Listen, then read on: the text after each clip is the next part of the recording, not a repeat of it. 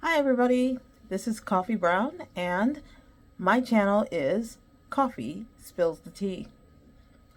Today is Thursday, February 6, 2025. So if you're looking in the future, then I just say to future person that's looking at this past video, I hope you're having a great day or a great evening, depending. I actually have been working very hard to kind of put myself together, make sure I have a video for you today.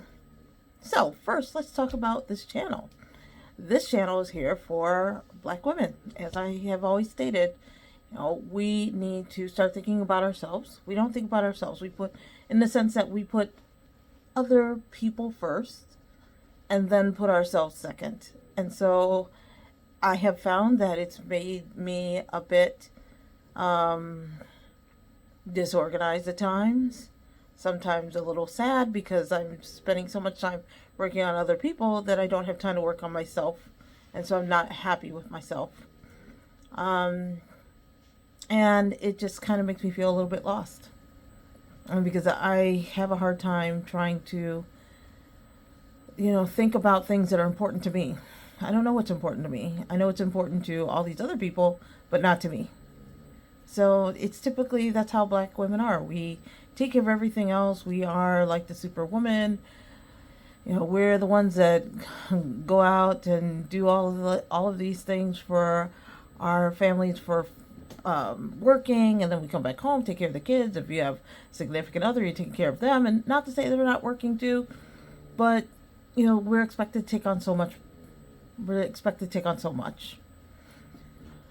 So I started doing this channel because after the last election, I just said I felt like it was a referendum on how America views Black women and how just everyone, people maybe even around the world, view Black women. I just felt like it's time. It's time for me to go. It's time for me to leave. It's time for me to put myself first. It's time for me to just basically start being selfish. But that doesn't mean I'm not helping people. I help a lot. I just need to start putting myself first. So that's kind of like what this channel's about. Okay, so what have I been doing since I talked with all of you on Monday? As you remember, I've been talking time and time again. I got to pull myself together. How am I going to do that? I have to pull together my finances. How am I doing that? I have really started to contract everything that I'm paying for. If it's not something that is needed, then it is gone. I no longer am paying for things like month after month after month that are really costing me money. I need to constrict. I need to focus on getting my weight down. Well, that has not been so successful, but I said in December I was going to try, but I also said in December that I probably will fail, because usually when you make a New Year's resolution, you don't stick to it. So I don't like New Year's resolutions. And I think I said in one of my first videos, I am going to say it. This is my New Year's resolution, but I also am going to say I don't expect to keep it. And I have not yet kept it. But the good news is I have found a 24-hour gym that is not very far away, and it's relatively easy to get to.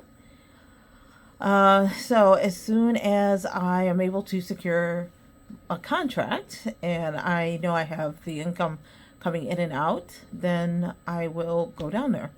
Once I am going down there and I'm paying the money, you can bet I'm going to be there. I'm not the kind of person that likes to pay for something and then sit on it and sit on it and sit on it. Like, that's just not me. No. So I'm trying to take care of myself. So I found the gym. It's great. It is. I was just like, I don't even have to go on a main road hardly. I just have to drive through my neighborhood to get to the other side of the neighborhood. I have to cross a major road the light takes forever to turn green. And like, it's hard to turn right on right. Anyway, nearly here nor there.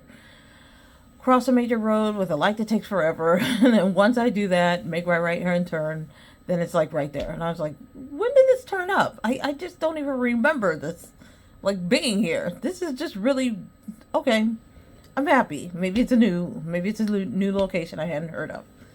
So I am going to be joined in a gym. It's not a lot of money per month, but I'm trying to keep things low. In order for me to add something to or add something to my life that's going to cost money, I need to subtract something from my life that's going to cost money, so then it balances out. I'm still in the process of selling things. As you can see, I have a Coach purse that is, I think, is not this one here. That has my life in it. But this gray one right here, it's a vintage Coach purse that I found when I was emptying out my storage, which I now have gotten rid of. So I'm saving $400 a month off of that. And I will sell this Coach bag, which is a vintage Coach bag that I've had at least 24 years. And so I know it's vintage. And I have another vintage Coach bag that's even older that I probably will keep because I love that bag. And it's one of those bags where if for any reason it's damaged for any reason at all, then Coach will take it back and fix it. And if they can't fix it, they'll replace it with another one. And they better replace it with the same one. I do not want one of these new Coach bags that's got all this like stuff on it. Just want my black briefcase Coach bag. But I started selling some things, and I think I have like quite a bit of money's worth of things that I can sell now. So I'm just in the process of putting that together. I talked on Monday about my shelving units. And I'm going to, this weekend, start to unpack all the bins that I have and start to put things on the racks. And talk to some of my neighbors, and they were kind of excited about the idea of being able to come in my house and just kind of peruse as though they're in a store and buy something. Which I'm like, okay then, if that's makes you happy and you're willing to like put money down, then that's fine. Cash and carry only. I no longer do PayPal because even though I tell people do friends and family, they still end up doing business or doing like paying me through a business, and then I have to pay the fee. And I'm not willing to pay the fee anymore unless they want to add an extra $10 on. Yeah, sure. No problem. Cash and carry is better. If you're going to do it on Facebook, just be careful if you're going to do that, because you just don't know if you're going to end up with some weirdo at your house.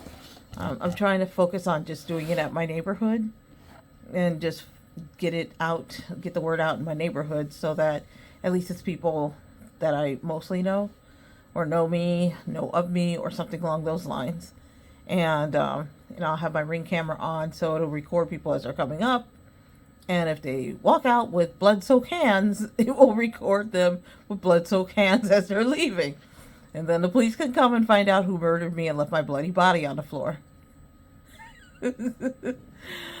That's not funny.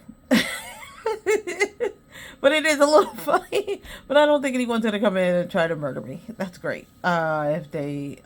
well, it's not great. They wouldn't do it. It's great that they would not come in and do it. I seem to have the same neighbors coming back to me whenever I'm selling stuff. And then they're like, oh yeah, like I'd love to buy something else. And whenever I have them whenever they come in to buy something, I'm always like, oh, and by the way, I've got this. And they're like, no. But then like later on, they're calling me back like, wait a minute, is that thing still available? Because I'm like, yeah, it's still here. So it's a way of trapping people. I'm hoping I can get, maybe $1,000 worth of stuff sold.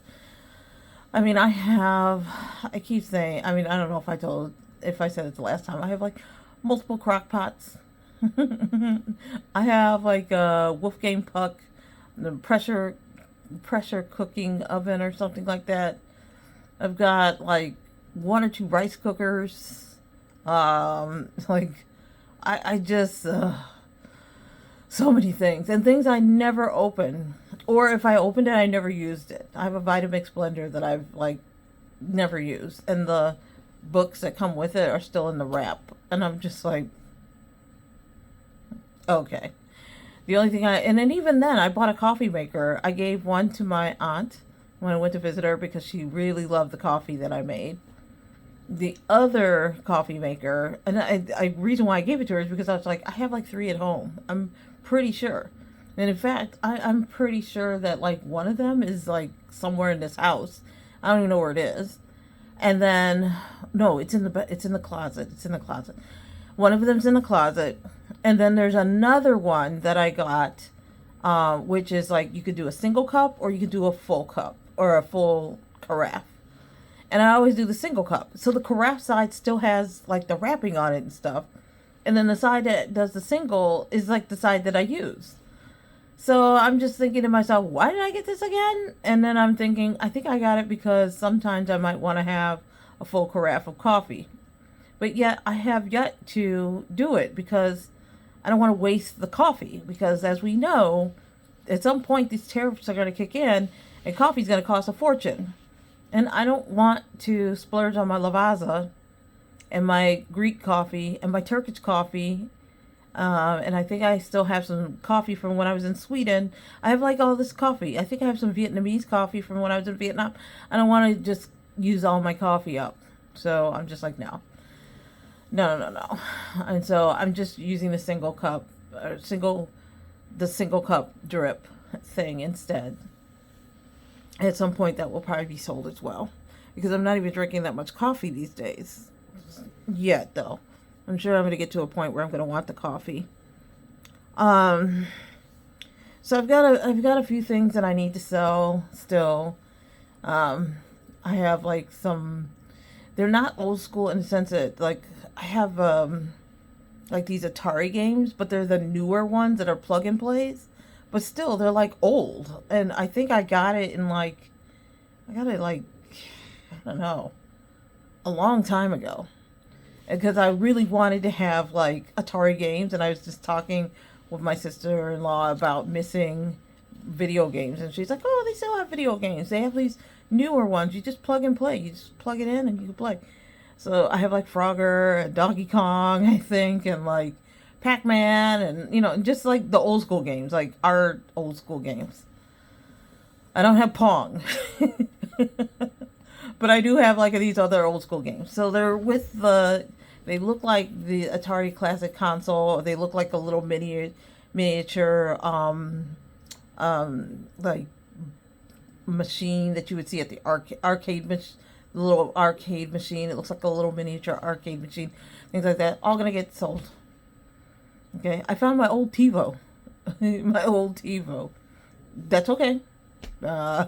Sold. I'm going to sell it.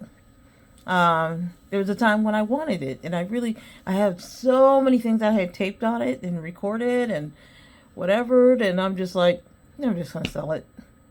Somebody's out there got to want some old school TiVo, and they could just go in and just like connect it to the internet somehow and just get TiVo stuff or just TiVo their stuff and just maybe do some kind of like old school TiVo party or something. I don't know. I'm going to sell it. I just got a bunch of stuff that I'm going to sell. I probably still have clothing to give away.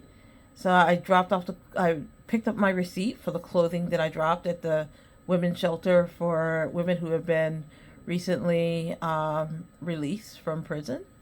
And the shelter said sometimes the women come and they just have like the clothes they're wearing. That's it. And so she said there were a lot of really happy ladies, and I'm like, I'm sure they're really happy. I had like Anne Klein, and I had like like Converse, some nice ones for like younger kids that were like Converse. I had like Ashley Stewart. It's not cheap. It's a big girl store, but it's not cheap. Things with the tags on them and things, and so they're kind of putting it up. They said they put it up kind of like a store, and women were just coming by and just picking up the clothes, and there's still clothes there that people are coming by to get. So I was just like, I feel really good about that, and they gave me a receipt for that for several $1,000s for donating. So I can use that receipt when it comes time for taxes this year. And they signed off on it because they were like, yeah, that's some really nice stuff you gave us. I gave them purses and briefcases and dresses and skirts and shirts and suits and business casual suits, and I gave them dressing gowns and just a whole bunch of stuff that they could use, and costume jewelry as well, which I do need to text them about with the costume jewelry. But yeah, my mom had a lot of costume jewelry from like vintage stuff, so it had been from like the 70s and stuff like that. So I'm going to talk with them about that vintage jewelry if they haven't tossed it or anything, just to tell them that if they just pull everything apart and just put it out, then they should be able to like give that away as well. And then I just gave away so much, and it felt good to give it away to other women who are in need. Yeah, so things are going to be sold very, very, let's call it efficiently, in waves. And I hope to have everything sold, I would say, in the next 2 or 3 months. So my next thing is to start on the second locker that I have. And the second locker has all fitness equipment from when I owned a fitness center. I had my own fitness studio. It was like a personal training studio with classes. It just tanked so bad. I will just not even tell you how badly it tanked, so badly. And I would never, ever do something like that again. I just can't. If I'm in a neighborhood where, just basically have a lot of white people and they're just kind of looking at you as though, like, why are you here? That is the first sign that you need to not be there. But I just kept beating my head up against the wall for years, trying to make it work and give deals out and selling off my memberships for extremely cheap from these other ladies up the street that had a yoga studio. They're charging $25 a class. Here I am down the street, charging $20 a class and $15 a class and $10 a class and $5 a class. Just bring $5 in and just lay down and take a class, and just nothing was happening. And my clients were coming to me at first, but they were, after a while, and they had been there for years, they were just like, that's a lot. That's a lot. Hold on one sec. Let me just do this. Yeah. So it was just a lot, and I just don't blame them, for moving on. And my spirit was starting to weigh on me, like it was, where the burden of this place was weighing on my spirit. Let's put it that way. And if that's your case and you're doing something that is just really weighing you down, and it's just making you feel so bad, and it's making you feel like just like you just somebody, or here's a good way for me to explain it. I remember one time sitting there trying to evaluate the word called, the word worthless. And I was thinking worthless. And I kept saying, what is worthless? It means you are worth less. What are you worth less than?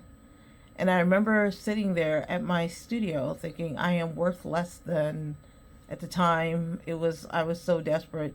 I was selling my classes for $5 a class. And then you're sitting there and nobody's coming.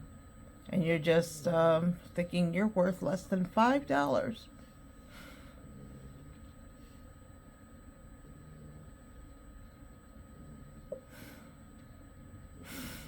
It was a hard time.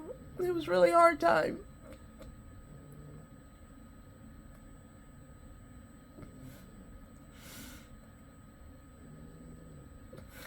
You're doing so much to help people, and you're thinking to yourself, I'm not worth $5.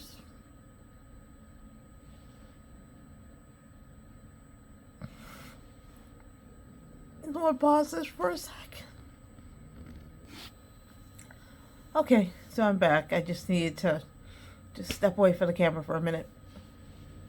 But, there was a period of time when I was walking around just really feeling very worthless, very despondent, very depressed.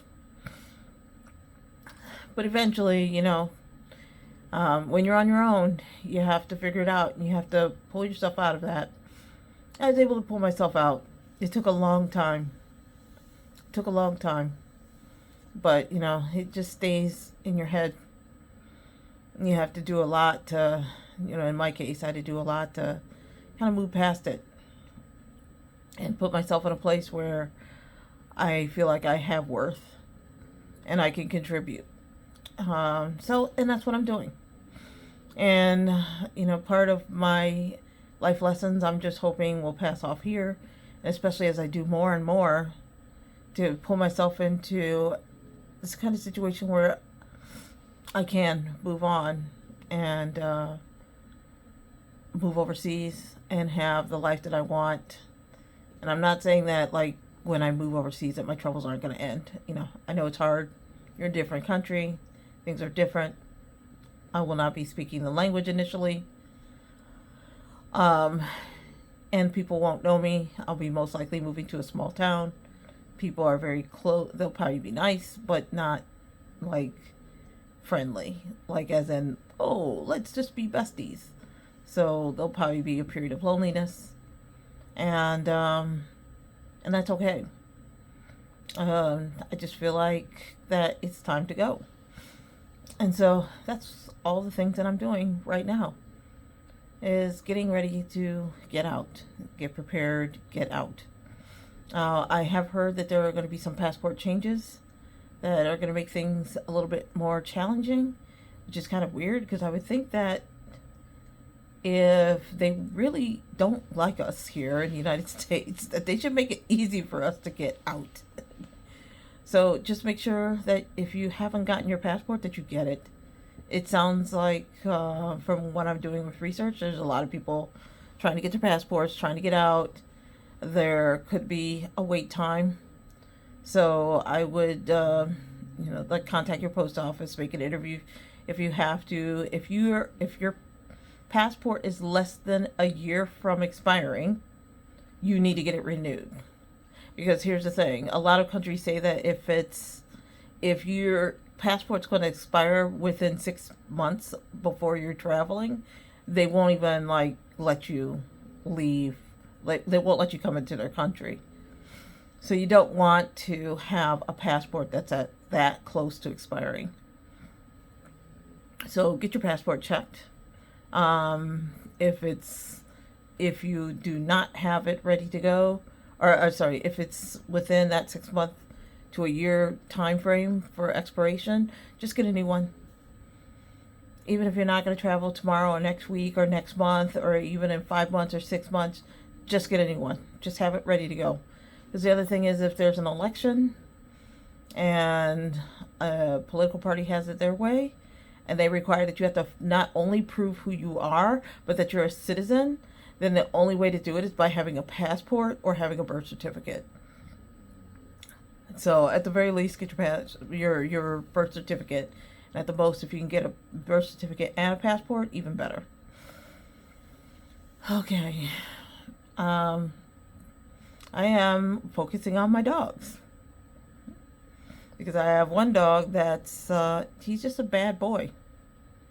I love him, but he's a bad boy. And he just is very reactive to everything. Bark, bark, bark, bark, bark, bark, bark, bark, bark, lunging, barking, trying to look like he's gonna bite kids or bite other dogs or whatever. Can't have that. Can't have that when I'm traveling. And a very small part of me, I would say about 10% of me, wonders if it might be better, if this dog is hindering me, to bring him back to the shelter, to the rescue where I got him. It's just 10% of me.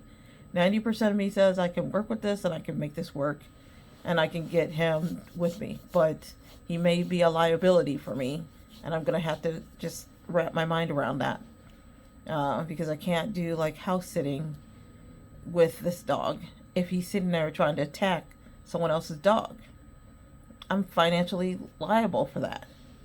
So I need to come up with a way to have him trained. And I've been going to these classes, but I'm just really busy right now. And the amount and level of attention I need to give this dog is just a bit much.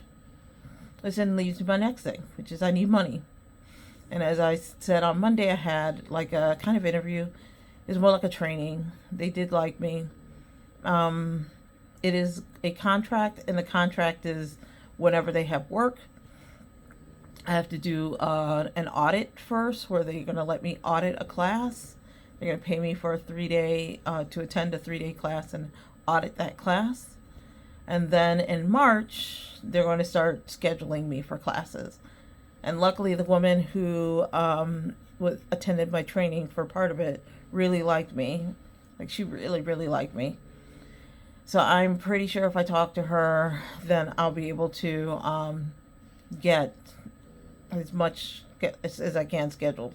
So I can get an idea. Like, I really want to get an idea from her is like how many courses, because I'm an instructor, how many courses can she have me scheduled to teach? And if she can get me 1 a month, that'd be great. 2 a month would be awesome. 3 a month would be great. And 4 a month would be just like, thank you, Jesus. And the classes, it looks like they're Wednesday, Thursday, Friday. So Monday, Tuesday, I wouldn't even have to really be working, which would be perfect. I have another interview with another company that is tomorrow. And also contracts. I've been making it very, very, very clear that I need 1099s. I need 1099 jobs. They are a company that does live training. I had to think on my feet. I'm not really good with thinking on my feet sometimes. This is very technical, and I don't know how technical people are going to get. And they didn't give me very much instruction as far as what to anticipate or how to prepare. So I can't even really prepare for it. They're just going to kind of just catch me off guard, and I have to be ready to answer questions. So I'm going to do the best I can on that one and have some notes all around my computer screen. So I have talking points. And for 45 minutes, they're going to be grilling me on X, Y, and Z. So we will see how that goes. My main thing is to see how many contracts I can line up. I was a little concerned because I also have a Canadian company that I work for. I told them I was ready to receive contracts, and I heard nothing. This was right after this whole, we're going to put tariffs on Canada until you become our 51st state. So I was a little bit concerned because I thought the Canadians would be not wanting to deal with me, but they like me. They may not be real thrilled about this country, but they really like me.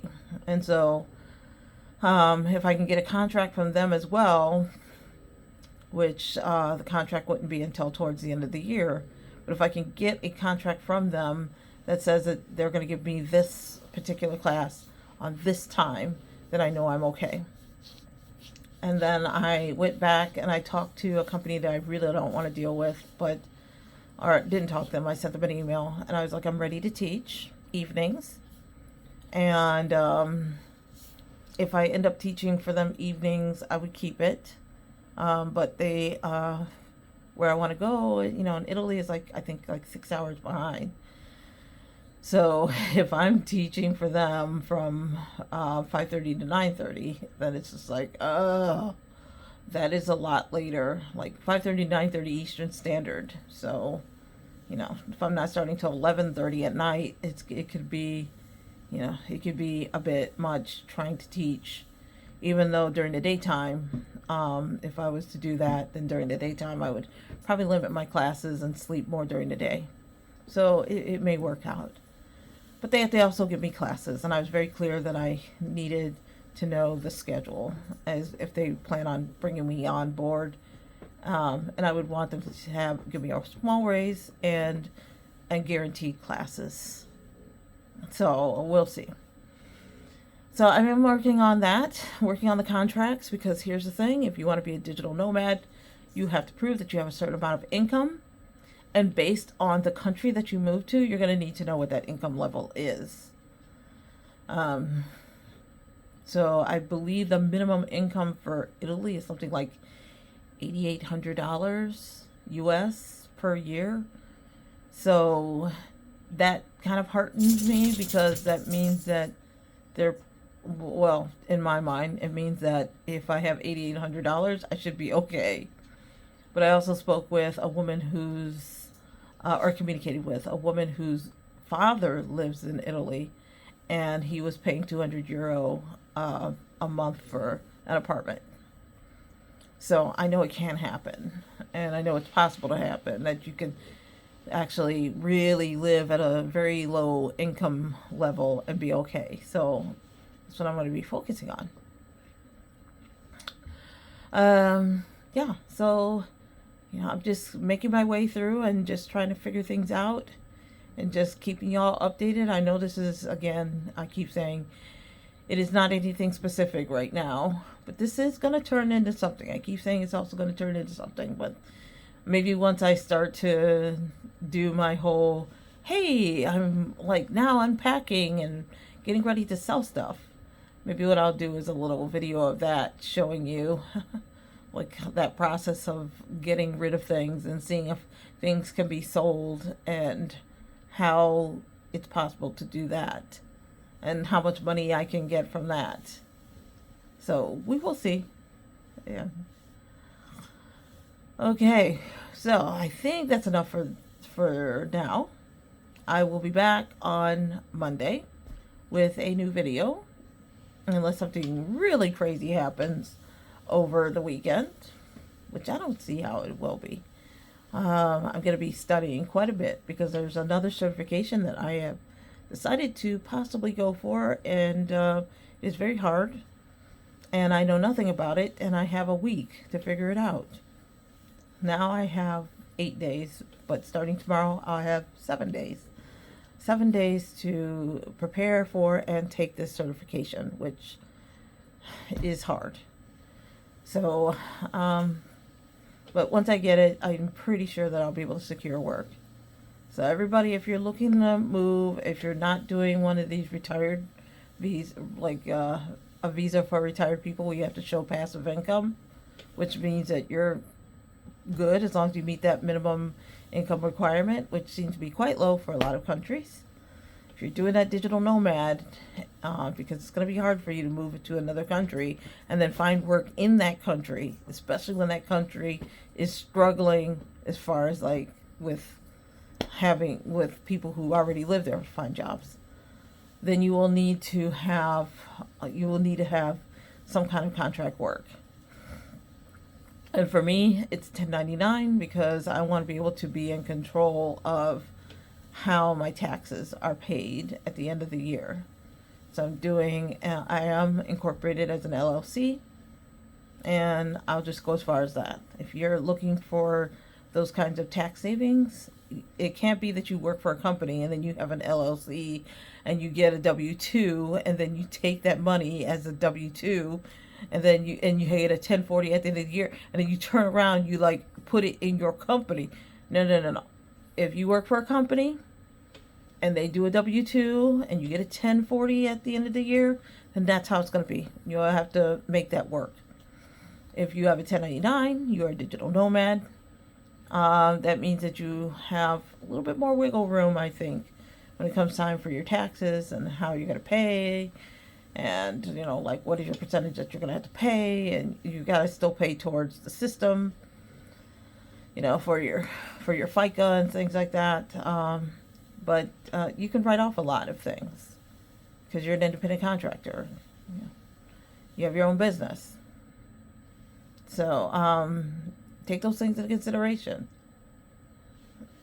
All right. I will have something coming up. And as I start getting closer and closer to Italy, then I think the structure of how this channel is going to be and the nature of how it's going to kind of evolve into something else is going to get much, much, much more prevalent. Or not prevalent, but obvious. Let's put a word for that. It'll be a lot more obvious because I'll start making plans, putting together checklists, making sure you all have checklists of like how-tos and what do you have to think about and what do you want to take into consideration, and things like that, so you don't have to have missteps or make mistakes, which can cost you money. And but you'll be able to follow along. And then once I get to Italy, and I'm looking for a place to live, and do I want to rent versus buy, and if I buy, what's it going to look like, and how am I going to renovate? And again, as I said on Monday, I will not buy a €1 house. No, no, no. I don't have $200,000 to spare to develop a €1 house. I just don't. But yeah, she's going to turn into something. Just hang in there. All right. Sorry about the crying, but sometimes you just need to relax, relate, release, right? So this is Koffee Spills the Tea. It's my channel. Again, I'm going to encourage you to subscribe to it. And then also hit the notification bell so that you can get notifications every time I upload a video. And share this video with your friends. Try to bring some women into the channel if they're looking to make a change, if they're looking to leave the country, if they're looking to start over. And it doesn't have to be that you have to be moving. It just could be about starting over or pivoting into a different area. I'm pivoting from one field to another. Totally different field. So, this could be your channel. And of course, when you do these things, it helps the YouTube algorithm so that we can draw more people to the channel. And as always, please put something in the comments down below if you have ideas or thoughts. Maybe some ideas on what you'd like to see me do, or if you have questions about something I have been doing, like what kind of questions do you have? It's all about transparency. All right. All of you have a great day, great afternoon, great evening, and if it's in the future, a great future. All right. Bye, everybody.